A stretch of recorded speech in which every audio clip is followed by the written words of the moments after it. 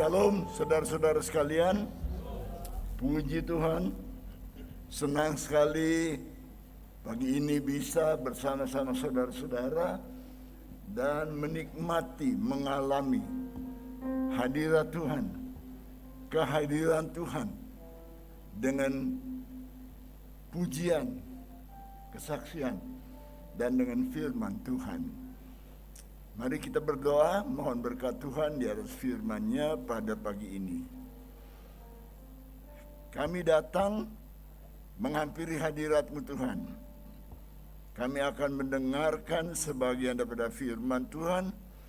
Berkata-katalah kepada kami, supaya kami sebagai anak-anak-Mu mengerti firman Tuhan dan melaksanakan firman Tuhan dalam kehidupan kami. Urapi kami, pakai kami untuk kemuliaan nama-Mu. Segala puji hormat syukur kami naikkan kepadamu. Di dalam nama Tuhan Yesus Kristus, Tuhan dan Juru Selamat kami telah berdoa. Amin. Puji Tuhan.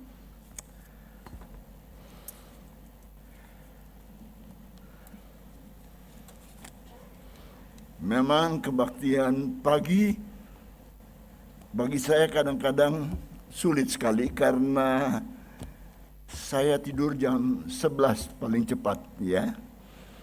Lalu mesti bangun pagi sekali. Lalu perjalanan dari BSD ke sini kurang lebih hampir 1 jam.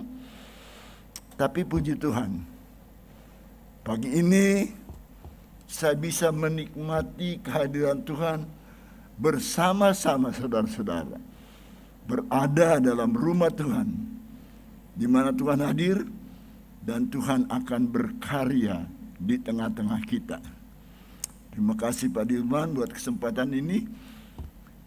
Kita akan bersama-sama mendengarkan firman Tuhan yang kita kutip pada pagi ini dari Yohanes pasal 7.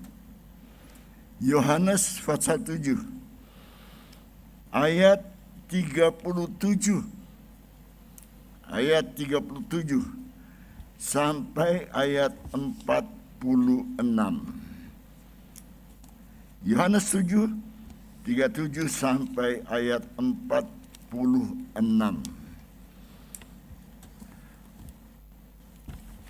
Demikianlah bunyi firman Tuhan. Dan pada hari terakhir, yaitu pada puncak perayaan itu, Yesus berdiri dan berseru, "Barang siapa haus, baiklah ia datang kepadaku dan minum. Barang siapa percaya kepadaku, seperti yang dikatakan kitab suci, dari dalam hatinya akan mengalir aliran-aliran air hidup." Yang dimaksudkannya ialah roh yang akan diterima oleh mereka yang percaya kepadanya, sebab roh itu belum datang karena Yesus belum dimuliakan. Beberapa di antara orang banyak yang mendengarkan perkataan-perkataan Kristus itu berkata, dia ini benar-benar nabi yang akan datang. Yang lain berkata, iya ini Mesias. Tapi yang lain lagi berkata bukan. Mesias tidak datang dari Galilea. Karena kitab suci mengatakan bahwa Mesias berasal dari keturunan Daud. Dan dari kampung Bethlehem, tempat Daud dahulu tinggal. Maka timbullah pertentangan di antara orang banyak itu. Beberapa di antara mereka ada yang mau menangkap dia, tapi tidak ada seorang pun yang berani menyentuhnya. Maka penjaga-penjaga itu pergi kepada imam-imam dan orang-orang Farisi yang berkata kepada mereka, "Mengapa kamu tidak menangkap dia, membawa dia?" Jawab penjaga-penjaga itu, "Belum pernah seorang manusia berkata seperti orang ini.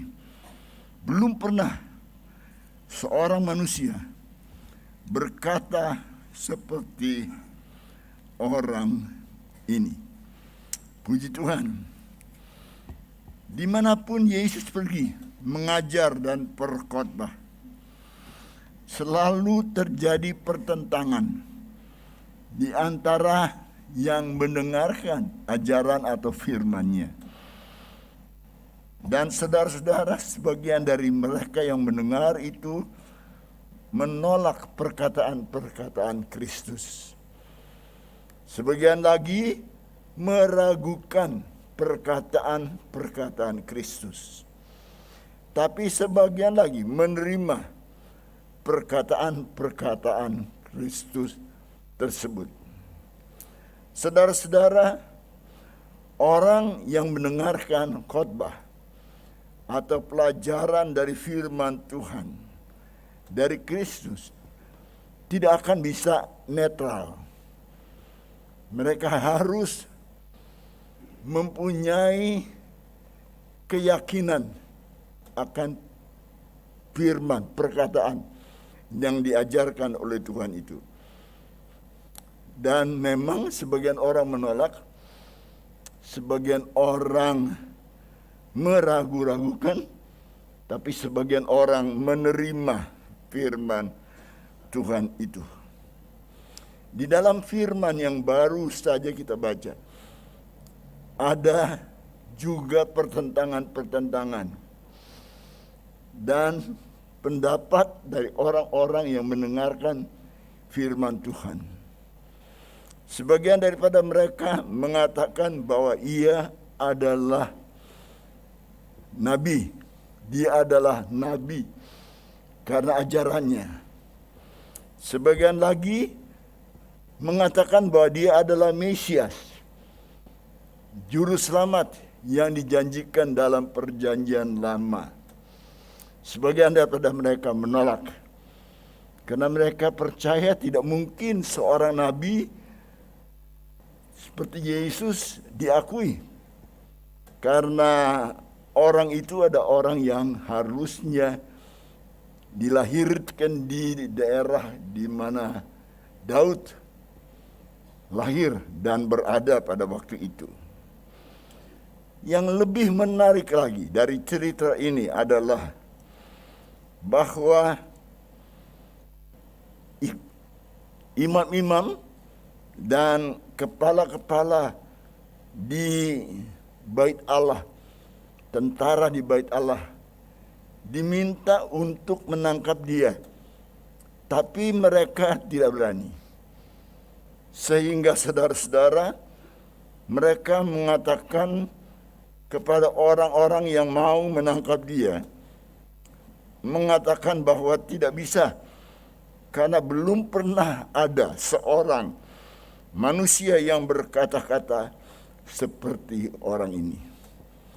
Firman Kristus itu luar biasa, penuh dengan tantangan keajaiban bagi hidup manusia.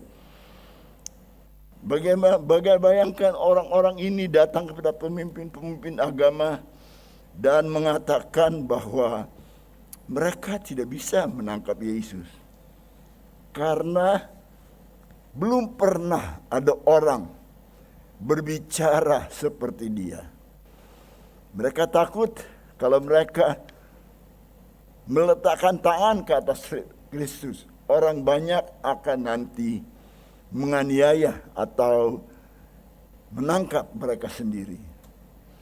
Nah, saudara, pada pagi ini kita akan memikir mengenai apa sebabnya, mengapa perkataan Kristus itu begitu berkuasa. Ada 4 hal yang akan saya bicarakan dengan singkat pada pagi ini. Yang pertama, oleh karena perkataan-perkataan Kristus itu hidup adanya. Hidup adanya. Dan yang kedua, mengena kebutuhan-kebutuhan manusia seutuhnya. Mengena kepada kebutuhan-kebutuhan manusia seutuhnya. Ketiga, perkataan-perkataan Kristus itu menimbulkan iman, menimbulkan kepercayaan dalam diri orang yang mendengar perkataan Kristus itu. Dan yang keempat adalah perkataan-perkataan Kristus itu berkuasa. Berkuasa. Saudara-saudara, di mana firman Tuhan diberitakan, di mana firman Tuhan diajarkan, pasti banyak orang yang mengikuti pembicara firman itu. Dalam hal ini Yesus. Dimanapun Yesus pergi, pasti banyak orang yang mengikuti dia. Mereka ingin mendengarkan firman Tuhan. Mengapa? Karena firman Tuhan itu hidup adanya. Mereka sering mendengar pemimpin-pemimpin agama mereka berbicara mengenai firman Tuhan. Tapi rasanya tidak ada sesuatu yang terjadi dalam diri orang yang mendengarkan. Tapi kalau Yesus tidak bisa, tidak begitu. Orang yang mendengarkan malah bertambah banyak. Yang pertama karena firman Tuhan itu hidup adanya. Alkitab mengatakan bahwa firman itu diurapi oleh Roh Kudus. Dan Roh Kudus itulah yang menghidupkan firman Tuhan itu. Sehingga orang berkesimpulan bahwa firman yang diajarkan Kristus itu begitu luar biasa. Mereka tertarik, ingin sekali selalu mendengarkan apa yang dikhotbahkan, diajarkan oleh Kristus. Karena di dalam firman Tuhan dikatakan bahwa firman itu diurapi oleh Roh Kudus. Saudara, bersyukur kita kalau setiap minggu pagi bisa berada dalam rumah Tuhan, mendengarkan firman Tuhan. Karena firman itu diurapi oleh Roh Kudus, maka firman itu hidup. Selalu kita ingin mendengarkan, selalu kita ingin mengetahui apa yang dikatakan oleh Tuhan melalui firman-Nya. Puji Tuhan. Pada pagi ini juga firman Tuhan itu hidup. Menggerakkan hati dan pikiran kita. Ingin mengetahui apakah yang ingin dikatakan oleh Tuhan kepada kita lewat firman-Nya ini. Yang kedua, firman Tuhan itu mengena kepada kebutuhan manusia. Tuhan tidak mengajarkan filsafat, ya, ilmu mengenai kebenaran. Ada yang melanjutkan ilmu mengenai firman Tuhan. Tapi saudara-saudara, firman Tuhan itu tidak atau bukan filsafat. Firman Tuhan itu adalah berita yang benar yang dibutuhkan oleh setiap manusia. Sehingga saudara-saudara, timbullah keinginan manusia untuk mendengarkan apa yang dikatakan oleh firman Tuhan. Kalau kita buka firman Tuhan dan baca dalam Matius pasal 6, di situ dengan panjang lebar dikatakan oleh Tuhan mengenai kebutuhan manusia. Bagaimana dia memperhatikan dan akan menolong, memenuhi kebutuhan manusia tersebut. Yesus berbicara mengenai kebutuhan yang utama dalam fasa itu. Mengenai makan, minum, dan mengenai istirahat atau apa yang tubuh manusia itu perlukan. Saudara-saudara, ini sesuai dengan firman Tuhan. Karena firman Tuhan berbicara bahwa firman Tuhan itu kekal, eternal, kekal. Dia hidup dan selalu memberikan rangsangan-rangsangan dalam kehidupan manusia. Karena dia berbicara mengenai kehidupan manusia. Bukan khususnya sekarang ini, tapi bahkan sampai kepada akhirnya nanti. Kita tahu bahwa hidup manusia, jiwa manusia tidak akan berakhir sesudah manusia hidup ini meninggal dunia. Hidup manusia itu berkelanjutan. Entah ke tempat kebinasaan kekal atau neraka. Atau firman Tuhan mengatakan orang akan dengan firman itu percayanya membawa dia masuk kepada kehidupan yang kekal. Luar biasa, saudara. Saudara mempunyai firman Tuhan. Bacalah dengan setia. Setiap hari saya berusaha membaca paling sedikit 5 fatsal. Bahkan sudah 3 kali saya membaca firman Tuhan ini. Dari Kejadian sampai Wahyu. Mengapa saya selalu tertarik dengan kebenaran firman Tuhan? Oleh karena kebenaran firman Tuhan itu mengena kepada kebutuhan saya pribadi. Kebutuhan saya secara keluarga. Dalam persekutuan seperti ini. Itu ditulis dan diberitahukan oleh Tuhan dalam firman Tuhan. Masa ini adalah masa-masa yang bagi kita bukan sulit, tapi merupakan tantangan. Saya dalam hidup saya 3 kali mengingat bagaimana saya kehabisan uang. Mungkin saudara pikir, masa Pak Malang kayak kehabisan uang? Ya saudara, kehabisan uang. Kenapa? Karena saya tahu dalam hidup ini, hidup saya juga sebagian bergantung kepada keuangan.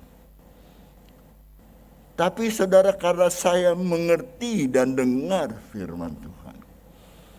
Dalam keperluan seperti ini, Tuhan menjawab dan memenuhi kebutuhan saya. Bukan dari honorarium yang saya terima dari gereja. Kami pendeta-pendeta, persembahan kasihnya memang tidak seperti kalau kerja di luar. Tapi ada kelebihannya, karena kami hamba-hamba Tuhan, maka Tuhan memperhatikan keperluan-keperluan yang ada dalam hidup ini. Selain dari keperluan yang bisa dipenuhi oleh, boleh dikatakan, persembahan kasih kita atau gaji kita. Firman Tuhan itu menimbulkan iman. Dan karena iman itu, saya percaya kepada firman Tuhan. Dan karena percaya kepada firman Tuhan itu, maka firman Tuhan memenuhi apa yang dikatakan mencukupkan keperluan hidup saya sehari-hari. Begitu juga dengan keluarga. Begitu juga dalam pelayanan.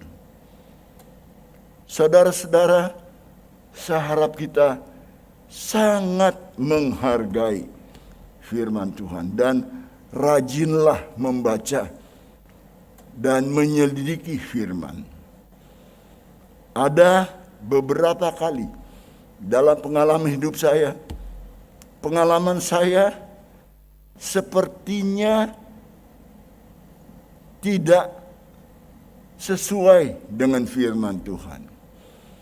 Dalam keadaan itu saya harus memutuskan, saya mau berdiri di atas firman atau di atas pengalaman saya. Dan saya katakan saudara, saya selalu berdiri di atas firman Tuhan. Dan puji Tuhan, firman Tuhan tidak pernah mengecewakan kita. Saat-saat menghadapi kematian, baru-baru ini saya mendapatkan penyakit yang memang secara manusia saya sudah tidak ada. Saya diinfus dengan 14 kantong darah karena pendarahan. Sampai dokter yang merawat saya secara khusus, yaitu orang Kristen, sesudah beberapa waktu pendarahan itu berhenti, dia ingin tahu apa yang menyebabkan pendarahan itu, tapi dia tidak menemukan. Dia bilang, sebagai seorang anak Tuhan, saya percaya bahwa Tuhan berkuasa, firman-Nya berkuasa. Tapi sebagai seorang ilmuwan, tidak mungkin darah keluar begitu banyak kalau tidak ada luka atau keluar dari tubuh ini. Tapi dia tidak dapati. Dan saudara-saudara, saya bersyukur kepada Tuhan. Dalam keadaan-keadaan seperti bahkan bagi manusia tidak ada harapan, tapi di dalam Tuhan selalu ada harapan. Amin. Selalu ada harapan. Tidak ada yang tidak mungkin bagi seorang anak Tuhan. Dan yang terakhir, firman Tuhan itu berkuasa adanya. Firman Tuhan itu berkuasa adanya. Inilah hal yang membuat kenapa kita bisa hidup berkemenangan di dalam Tuhan. Pada pagi ini, apapun yang saudara alami, apapun yang saudara hadapi, apapun yang saudara perlukan, firman Tuhan berjanji akan memenuhi segala keperluan kita. Percaya. Janganlah jadikan firman Tuhan ini sebagai buku biasa, melainkan tempatkanlah firman Tuhan dalam hati kita. Berdiri dan percaya atas apa yang dikatakan oleh firman Tuhan itu. Pada pagi ini, firman Tuhan juga menantang saudara dan saya. Kalau kita ada keperluan, kita bisa datang pada Tuhan. Firman Tuhan mengajarkan kepada kita apa yang kita minta akan kita terima. Apa yang kita cari kita akan mendapat. Karena bukan sesuatu kekuatan asing yang menyertai firman Tuhan, tapi kekuatan daripada Allah yang luar biasa dan tidak bisa berubah. Pujilah nama Tuhan. Itu sebabnya waktu Yesus mengajar, banyak orang mengikuti dia. Sebagian menolak, sebagian meragukan, sebagian menerima. Tapi puji Tuhan, bagi orang yang percaya menerima firman itu. Firman itu hidup, berkuasa, dan akan menolong kita setiap saat, dalam keperluan apapun juga. Tuhan berkati kita, agar dengan firman ini kita akan terus berdiri, hidup, dan berjalan dalam kehidupan ini, percaya kepada Tuhan yang menyertai kita. Haleluya. Kita berdoa. Bapa, hamba datang kepadamu dalam nama Tuhan Yesus. Kami telah mendengarkan firman Tuhan. Bahwa firman Tuhan itu luar biasa. Tidak ada hal dalam hidup ini yang tidak dapat diatasi, dijawab oleh firman Tuhan. Karena itu pada pagi ini, kalau ada di antara kami yang sakit dalam keperluan, hamba berdoa, Tuhan, ulurkanlah tangan-Mu. Tumpangkanlah tangan-Mu atas kami. Dan jawablah, kabulkanlah doa kami pada saat ini. Dalam nama Tuhan Yesus Kristus, kami telah menaikkan doa dan mengucapkan syukur kepadamu pada saat ini. Amin. Amin.